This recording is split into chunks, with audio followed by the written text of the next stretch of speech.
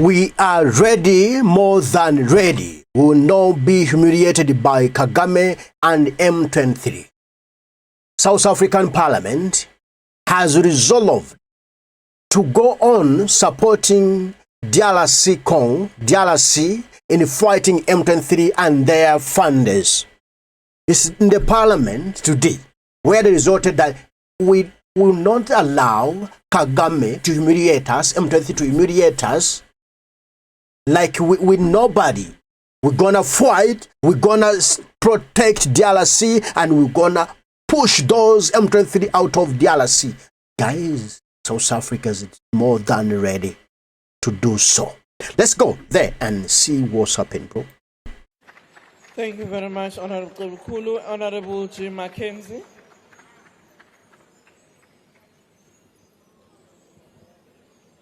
Honorable Speaker, from the Patriotic Alliance, we just want to give our deepest and most sincerest condolences to the families. But Speaker, I think this House, all of us, need to do some soul searching. We cannot be leaders. We are busy debating here while our soldiers are not back. The families of the ones that died must now watch on TV, hoping to get some information. There was no rush for this debate. This debate could have been moved until we got our fallen soldiers back, and then we can come here and speak about this. Speaker, this is not the time to point fingers. We have been humiliated. We have been humiliated. We have been humiliated. And we must teach people, when you kill a South African, there's consequences. We are sitting with the highest youth unemployment in the world. Let us use this opportunity and call for conscription, Honorable President, and bring our young people and train them. And while we train them, let us go and teach M23 a lesson. Let us go and kill those that killed our soldiers. I don't know, Speaker. These ones are talking a lot here. We need soldiers. You call yourself Commissar, you call yourself CIC, we need you there. There's people that we need you to go fight. We are tired here in Parliament of toy soldiers. We want, this is war. People are dying. You are calling yourself titles here. Go and fight. I will be one of the first to join the battalion to go and fight. Let us go and get our people, and you must follow me. Let's go and fight real fights, not this fake names of the army. I salute you. Thank you very much. Oh, bro, I salute you. Let's go fight those M23 out of Congo. Let's go kill those killers who killed our children. That's fine. So, if somebody kills your children, you must go kill him. That's the order of the day. South Africa is hungry. People are hungry and not happy about what happened to their children, about what M23 did to their soldiers. They must pay them the way they did. If you killed our children, we're gonna kill you. Let's train more soldiers. Let's get more children. Let's get more soldiers to go there and fight and protect our territory. Because DRC is part of SADC.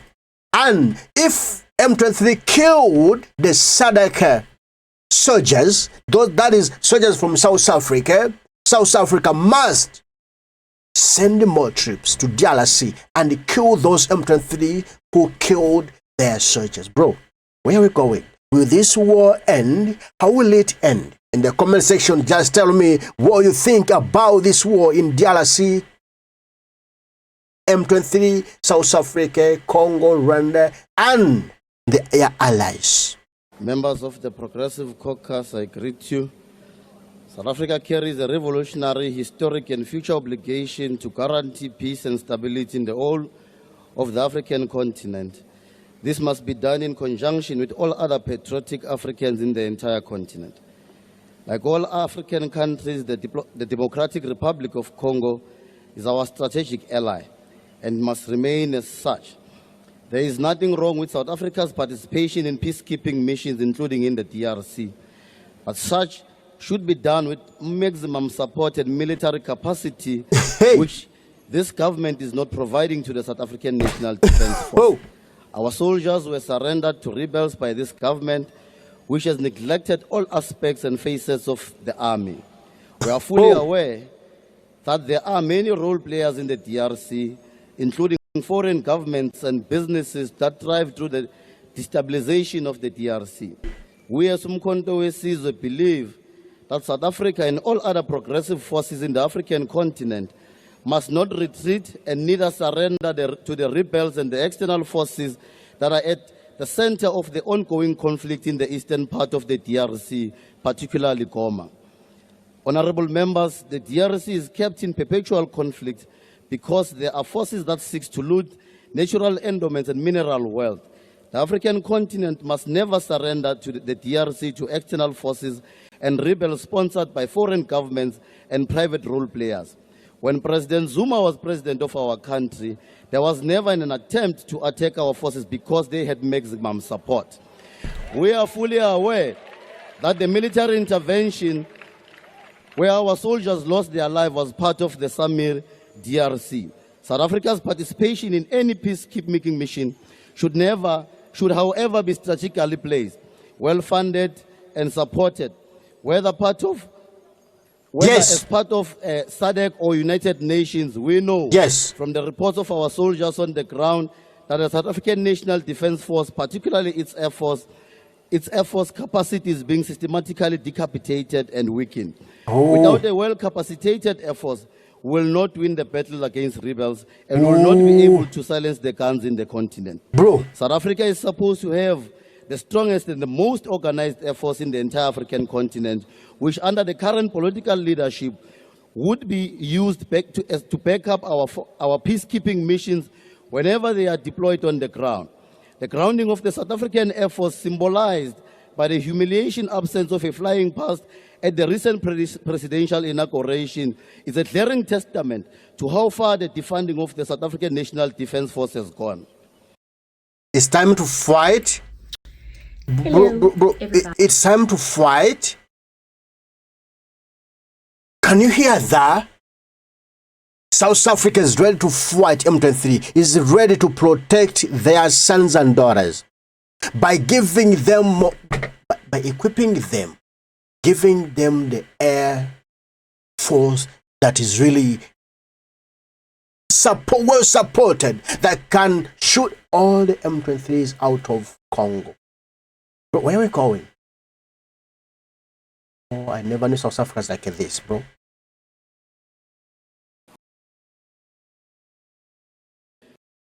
Aircraft for ceremonial duties is a symptom of a broader crisis. A military that can no longer fulfill its mandate to defend national interests and support peacekeeping operations effectively. Our forces are left vulnerable due to inadequate funding, outdated equipment, and poor logistical support. The lives of our soldiers are put at risk in hostile environments with insufficient protection, and now we are seeing the tragic consequences. The government must be held accountable for sending our troops into danger without necessary means to ensure their safety. Under President Zuma, South Africa played a key role in bringing peace and stability in the DRC, supporting military and diplomatic efforts to curb violence and foster democratic transitions. President Zuma's administration provided substantial support to peacekeeping missions and actively engaged in conflict resolution efforts. President Zuma played a leading role in supporting the peace, stability, political and economic progress of the DRC because he understood our progress and success as a people cannot be separated from the development of the entire African continent. Additionally, to military and peacekeeping deployments, President Zuma played a leading role in safeguarding the political stability of the DRC in order to realize socio-economic progress and prosperity. We as Umkhonto weSizwe stand here today to make the following demands, directives on what is to be done. One, South Africa and all other African countries and continental organizations must continue to play a meaningful diplomatic, economic, political and military roles in the DRC with the aim of safeguarding maximum stability and economic progress.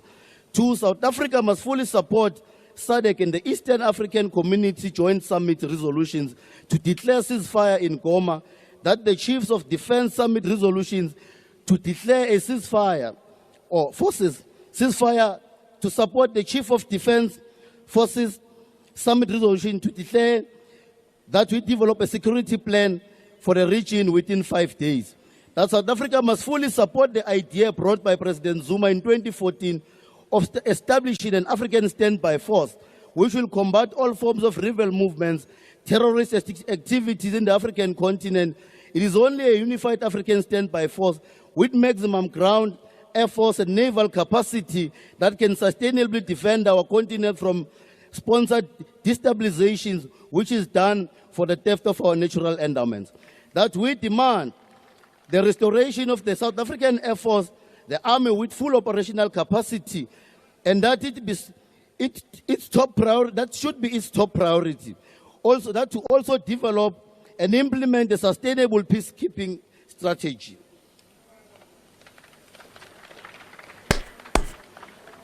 And number 5, the government must invest in local defense manufacturing to ensure that our armed forces have the necessary equipment and resources, reducing reliance on foreign suppliers and strengthening national security.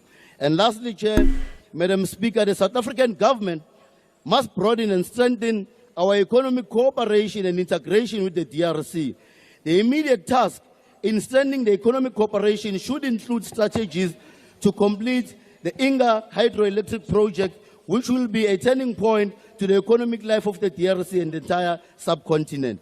Failure to provide systematic support to the DRC will be surrendering the country and its natural resources to the rebels who are sponsored by external forces. The African continent must refuse to surrender national endowments and mineral wealth to the West, which continues to pillage our natural resources. Let us reinforce our capacity. Let us reinforce our capacity and work with collective to continue safeguarding the DRC. We should never surrender or never retreat and should never appear like we are running away from the rebel. Hey, Honourable more troops, Speaker, more support. Winston Churchill said, "Courage is what it takes to stand up and speak. Courage is also what it takes to sit down and listen. If there ever was a time to sit down and listen, it is now, Mr. President, Commander-in-Chief of the Defence Force. South Africans are burdened. They are suffering. The loved ones of 14 dead soldiers are mourning. The families of about 2,000 of our troops trapped in the Democratic Republic of Congo are worrying about their safety, and if they will ever see them again, asking, what are we doing there? Armed conflict has been a part of the DRC for more than a decade, and South Africa has been involved in various missions in the region over the years. But concerns over SADF readiness were already raised in 2016-17, when Mission Tebe trained 9,000 FARDC recruits to create a rapid reaction brigade in the region without proper authorization. It was later reported that 55 million had to be borrowed for the instructors' rations and logistics. And as at that stage already, our Defence Force did not even have the money to undertake the most basic border patrols. Honourable Speaker, our soldiers are developed on a long-standing peacekeeping operation, but the current situation, as we have heard firstly through social media, is that our troops are trapped and encircled by the M23 rebels without communication, without support, and apparently without a way out, living in conditions that would not be out of place in conventional warfare. What we as South Africans hear is Goma is the transport and trading hub of the region, trading legal and or illegal and critical minerals, Contributing to the just transition is one of the contentious issues between the DRC and Rwanda.